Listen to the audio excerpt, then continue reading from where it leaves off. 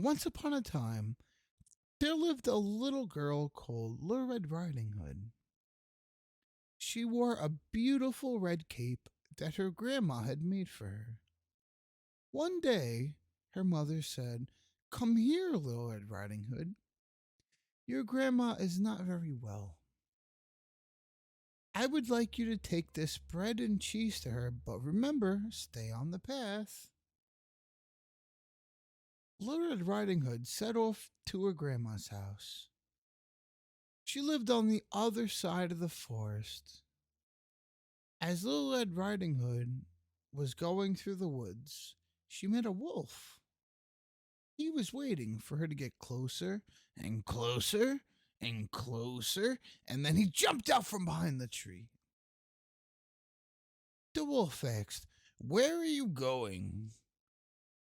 Little Red Riding Hood said, "I'm going to see my grandma. She is not very well." The wolf gazed at her and said, "See these pretty flowers? Why not pick some? I am sure your grandma would love them." "What a good idea," said Little Red Riding Hood, and she skipped from the path to look for some flowers for her grandma.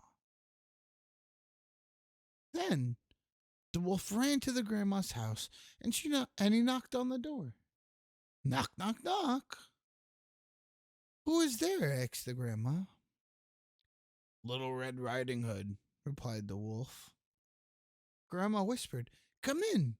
I am too ill to come to the door." The wolf let himself in. Poor Granny did not have time to say another word before the greedy wolf gobbled her up. He put on her nightgown and her nightcap. He jumped into Granny's bed and pulled the covers over his nose. Unaware of what had happened, Little Red Riding Hood came joyfully to the Granny's house and knocked on the door. Knock, knock. Behind the door, a hoarse voice answered. "Is it you, Little Red Riding Hood? Come in, come in." Now, Little Riding Hood realized that her granny may feel very ill, and feeling a little worried, she stepped in the house. Little Red Riding Hood was surprised to see her grandmother. "Granny, what happened to you? Why, have you got those large ears?" the girl asked amazed. "All the better to hear you with," the wolf answered. "Why do you have those big eyes?" continued Little Red Riding Hood. "To see you better," said the wolf. "And what about those big sharp teeth?" carried on Little Red Riding Hood. "The better to eat you," bellowed the wolf as he jumped up and gulped and gobbled the Little Red Riding Hood up. "Yummy," he said as he patted his large tummy. But the wolf didn't know that the forest ranger was passing by.